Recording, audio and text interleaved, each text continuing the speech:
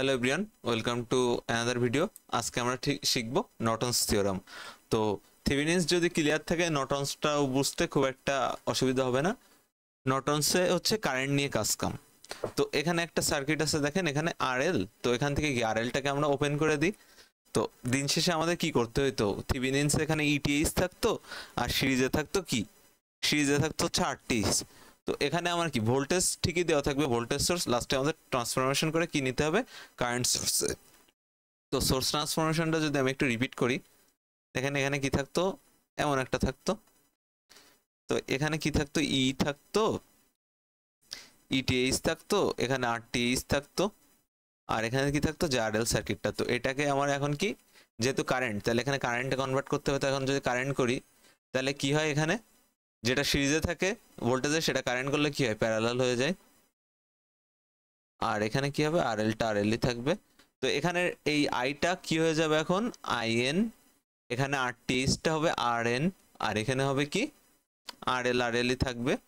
তো এটা দ্বারা কি বোঝাচ্ছে আমার, যে কারেন্টটা নর্টনসে আমরা কারেন্ট নিয়ে হিসাব করব, কারেন্ট নিয়ে কাজ কাম করব। তো এখানে দুইটা জিনিস একটু মাথায় রাখবেন, যদি কারেন্ট সোর্স থাকে তাহলে আমাদের কি করতে হবে, ওপেন করে দিব। আর যদি ভোল্টেজ সোর্স থাকে তাহলে আমরা কি করে দিব, শর্ট করে দিব সার্কিটে। তো এই দুইটা জিনিস কাজে লাগাবে। আর একটা কি, যে আমার সোর্স ট্রান্সফরমেশন, আপনার এখান থেকে কি করব, যদি ভোল্টেজে থাকে তাহলে কারেন্ট আনতে গেলে কি করতে হবে। তো এই জিনিস কয়টা একটু মাথায় রাখলে ম্যাথগুলো একটু ইজি হয়ে যাবে আই হোপ আপনাদের জন্য। তো এখানে তো ভোল্টেজ থেকে কারেন্টে ট্রান্সফার অবশ্যই মনে থাকার কথা। আমাদের সূত্র কি ছিল, আই সমান ই বাই আর। তো ওই অনুযায়ী আমরা কিন্তু আই এর ভ্যালু বের করব ই থেকে, ঠিক আছে। তো এখানে যদি ফার্স্ট ম্যাথটা আমরা একটু দেখি, তা ফার্স্ট ম্যাথটা কি বলছে, ফার্স্ট ম্যাথটা যদি দেখি, find the Norton's equivalent circuit for the network in the shaded area. তাহলে শেডেড এরিয়া কোনটা, এই যে আরএল যেটা, এটা। তাহলে আমাদের প্রথম কাজ হবে কি, রিড্র করা। তাহলে রিড্র যদি করি তাহলে দেখেন কি, প্রথমে কি করব, এই যে ভোল্টেজটা, তো ভোল্টেজটা থাকলে কি করব, এটাকে শর্ট করে দিব। তো দিলাম শর্ট করে। এখানে কি থাকে, এখানে আর ওয়ানটা আর ওয়ানই থাকলো, এখানে কি থাকে আর টু, আর আর এল পয়েন্টটা কি হয়ে যাবে, বাদ হয়ে যাবে, মানে ওপেন হয়ে যাবে এখানে। তাহলে এ বি, এটা আর টু, এটা আর ওয়ান, আর এখানে থাকে কি, এটা তো শর্ট হয়ে গেল আমার ইটা।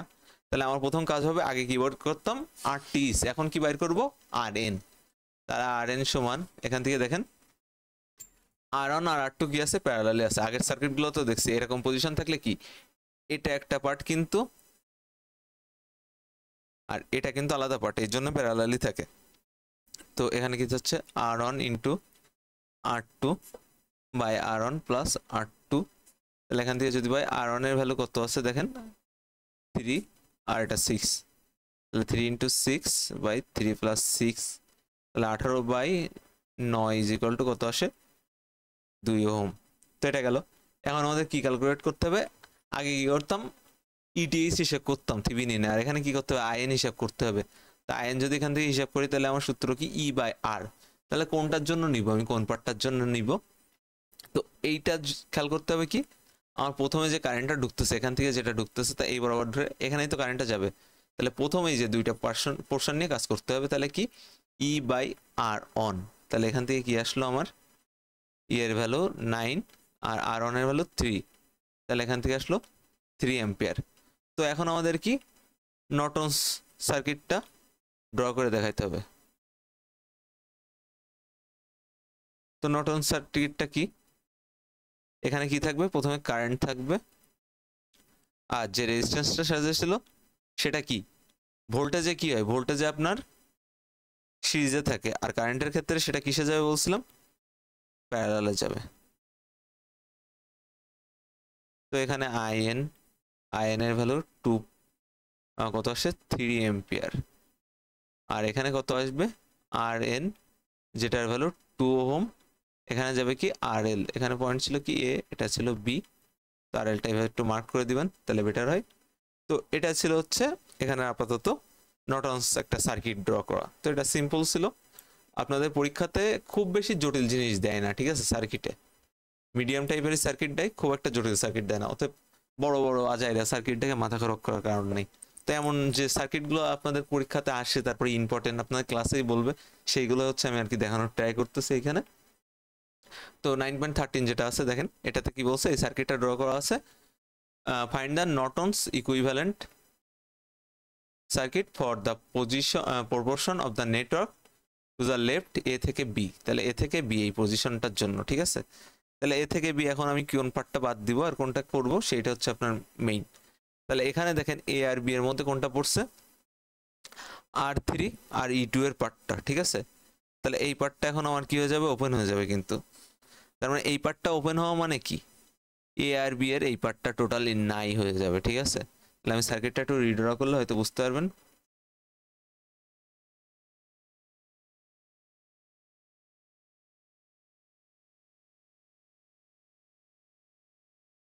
এখানে কারেন্ট সোর্স আছে, এখানে গেল, এখান থেকে যদি করি তাহলে থাকলো, আর বাকিটা কি এ বি পয়েন্ট থেকে ফাঁকা হয়ে যাবে, যে শেডেড পয়েন্টটা, এই যে দেখেন এইটা কিন্তু শেডেড পয়েন্ট, এইটাতে আমাদের ইকুয়েশনটা কাজ করতে বলছে। তো এখান থেকে যদি দেখি তাহলে এখানে আছে কি R1, এখানে আছে কি E1, এখানে থাকবে কি I, এখানে কি আছে R2। তাহলে এখান থেকে আমাদের কাজ করতে হবে। এখন কি করব, আমি যেটা বলছিলাম যে এই স্টেপ থেকে নেক্সট স্টেপ কি করব, যে এখানে কি থাকবে, ভোল্টেজ সোর্স থাকলে এটাকে আমরা কি করে দিব, শর্ট করে দিব। তো ভোল্টেজ সোর্স থাকলে এটাকে আমরা শর্ট করে দিব, আর কারেন্ট থাকলে কি করে দিব, ওপেন করে দিব। তো সেই প্রসেসটা এখানে করতেছি। আর এখানে কি আছে, R2 আছে, আর এখানে কি AB। তাহলে এখানে R2, এখানে R1 আছে, আর এই দুটো কি শর্ট আর ওপেন হয়ে গেল। এখন যদি আমরা RN ক্যালকুলেশন করি, আর RN সমান এখান থেকে দেখেন কি আছে, R1 আর R2 কি প্যারালালে আছে। তাহলে R1 আর R2 এর ভ্যালু কত, এখানে যদি লিখি R1 into R2 by R1 plus R2। তো এখান থেকে এখন দেখবো R1 ইন্টু R2, তাহলে 4 ইন্টু 6 আর 4 প্লাস 6, তাহলে এখানে 424 আর বাই 10, তাহলে 2.4 থাকে, এটা গেল। দেন কি করব, এখানে যেটা থাকতেছে, এখন আমার RN পেয়ে গেলাম। এখন আমার ইকুইভ্যালেন্ট সার্কিট রাখতে গেলে কি করা লাগবে, IN এর ভ্যালু পাওয়া লাগবে। তাহলে IN, তো এখান থেকে দেখি যদি IN দেখেন, যেহেতু এইটা কয়টা ভাগে ভাগ হচ্ছে এখান থেকে, মানে এখান থেকে এই পর্যন্ত একটা আমার কারেন্ট থাকলো, IN ডট দিলাম। তো এইটা যখন এই পাশে যাবে তখন কি কারেন্ট চেঞ্জ হয়ে যাবে, যেহেতু এটা প্যারালাল সার্কিট, তাহলে দুইটা টার্মিনেটরে কারেন্ট আসবে। তাহলে I1 প্রাইম সমান সমান E1 বাই R1। তাহলে এখান থেকে কত আসে, E1 এর ভ্যালু কত দেওয়া আছে 7 ভোল্ট, আর R1 এর ভ্যালু দেওয়া আছে আপনার 4। তাহলে 7/4 এখান থেকে পাচ্ছি 1.75। তো এটা কি অ্যাম্পিয়ার। এখন আমার কি করা লাগবে, আয়ন ডাবল প্রাইমটাও বের করা লাগবে, সরি IN ডাবল প্রাইমটা। তো IN ডাবল প্রাইমটা যদি এখান থেকে করতে চাই, তাহলে আমাদের এখানে কি করা লাগবে, দেখেন এখান থেকে ভালো করে যদি লক্ষ্য করেন, এখান থেকে যে ভোল্টেজটা, এই কারেন্টটা এখানে কিন্তু দেওয়া আছে, তাহলে এই কারেন্টটা এখান দিয়ে যাচ্ছে না, এই যে R2 তে ঢুকতেছে কোন কারেন্টটা, এই পয়েন্টটাই ঢুকতেছে, আর এই পাশে কি, এই পাশটার তো বাদই, তাহলে এখান থেকে এটা ঢুকতেছে, তাহলে I যেইটা আছে সেম কারেন্টটাই ঢুকতেছে। তাহলে IN double prime is equal to I is equal to 8 ampere. এটা গেল। এখন আমাদের টোটাল কারেন্টটা বাইর করতে হবে। এখন যদি টোটাল কারেন্টটা দেখি, তাহলে IN is equal to I double prime minus কি I প্রাইম N। তাহলে সরি, এটা একটু বড় হয়ে গেছে,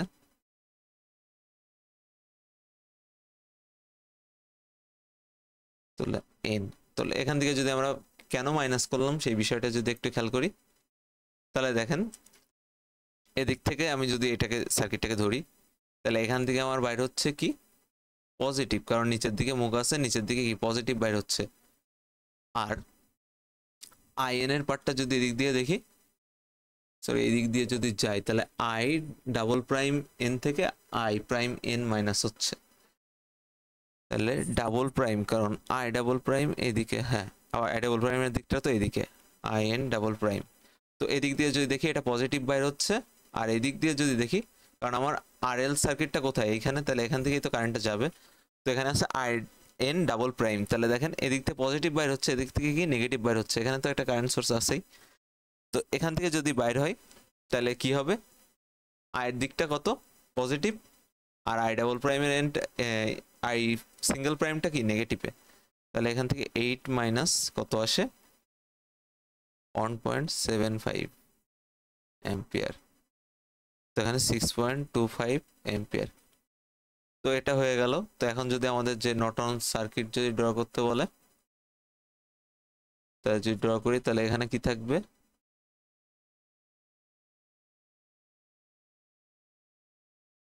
এটা থাকবে আইএন যেটা হলো 6.25 অ্যাম্পিয়ার, এটা কি থাকবে আর এন যেটার ভ্যালু কত 2.4 ওহম, আর এখানে কি ছিল যেটার ভ্যালু, এখানে কি ছিল, এখানে ছিল হচ্ছে আমাদের টোটাল বাকি সার্কিটটা আমাদের ড্র করে দেখাতে হবে যে পার্টটা আমি বাদ দিছি।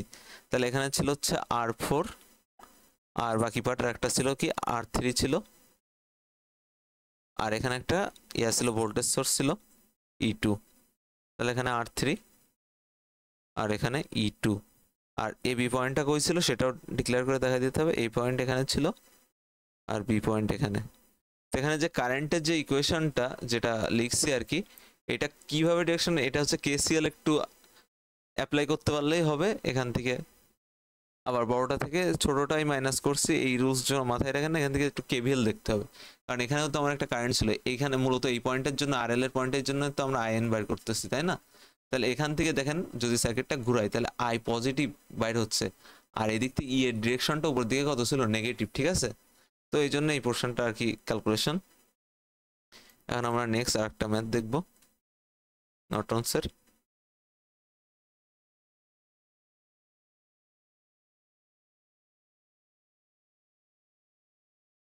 তো এখানে এটা আমি পুরা করে দিব না, তারপরে আমি প্রসেসগুলো দেখাই দিব। সেটা হচ্ছে কি, প্রথমে কি আছে আমি যেটা ড্র করব, এখানে কি আছে R2 থাকলো, আর এখান দিয়ে সার্কিট দিয়ে এখানে কি আছে R1 থাকলো। তো কারেন্ট সোর্স আছে, তাহলে কারেন্ট সোর্সটাকে আমার কি করে দিতে হবে, কারেন্ট সোর্সটাকে আমি ওপেন করে দিব, কারেন্ট যেটা আছে এটা ওপেন করে দিলাম, ওপেন।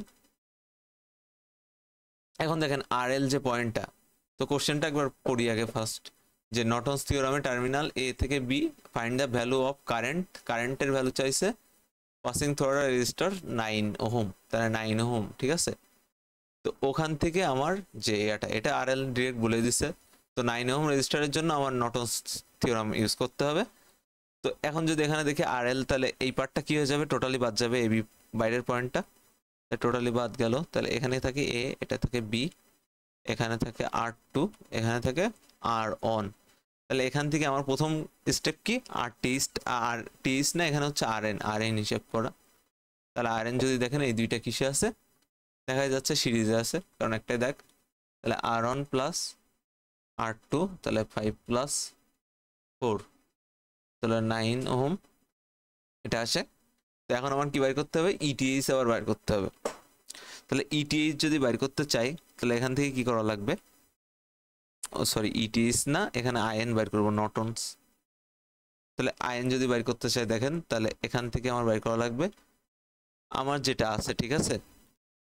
আমার বাইর করতে বলছে কি 9 ওহমের জন্য, তাহলে এর অপোজিট বরাবর আছে কোনটা, আরএল। এটা এইভাবে আছে মানে কি, সিরিজটা কিন্তু এইভাবে দেখতেছি আমরা, কিন্তু R1 কি এই বরাবর আছে, কিন্তু R1 কিন্তু এই বরাবর আছে। এটা যদি আমি ওপেন করে দিই তাহলে R1টা কি এই বরাবর থাকে, কিন্তু এই যে R1টা এই বরাবর থাকে।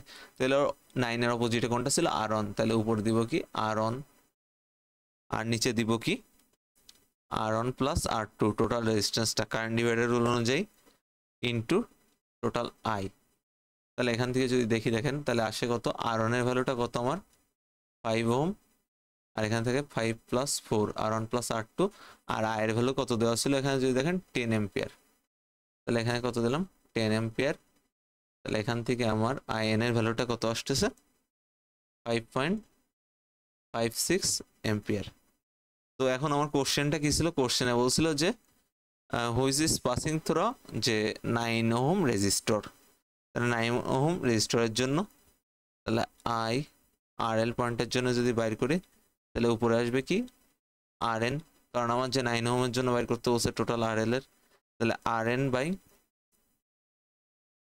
তার মানে কি আর এনটা ওর অপোজিটটা ধরতেছি, তাহলে এখান থেকে কি থাকে নতুন রেজিস্ট্যান্স কি আর এল ইন্টু আই এন। তো এখান থেকে কি থাকে আর এন এর ভ্যালুটা কত, আর এন এর ভ্যালুটা পাইছিলাম 9, আর এখানে 9 প্লাস আর এল এর ভ্যালুটা কত, আর এল যে সার্কিটটার ছিল আমাদের প্রথমে যে রেজিস্ট্যান্স ওটার ভ্যালু কত 9, আর আই এন এর ভ্যালু 5.56। তো এখান থেকে যেটা আসবে সেটা হচ্ছে অ্যান্সার। আর যদি সার্কিটটা ড্র করে দেখাই তাহলে কি হবে, এখানে আই এন থাকবে, এখানে থাকবে কি আর এন, আর এখানে যে আর এলটা থাকবে, বাকি পোর্শন যেটুকু আমরা বাদ দিয়ে দিয়েছিলাম সেটা আনতে হবে। এখানে কি থাকে আর এল 9 ওহম, এটা এ পয়েন্ট, এটা বি পয়েন্ট। তো আজকে ক্লাসটা এই পর্যন্তই ছিল, আই হোপ আপনারা বুঝতে পারছেন। এরপরে যদি ডাউট থাকে, অনেক ডাউট বাইরে হয় কারণ অনেক প্রসেস হয়তো বোঝা যায় না, কিংবা আমি হয়তো ক্লিয়ারলি বোঝাইতে পারি নাই, এমন হয়েছে। তো ওইটা আমি লাইভ সেশনে দেখা দিব। তো আজকের ভিডিওটা এখানেই শেষ করছি, ধন্যবাদ সবাইকে।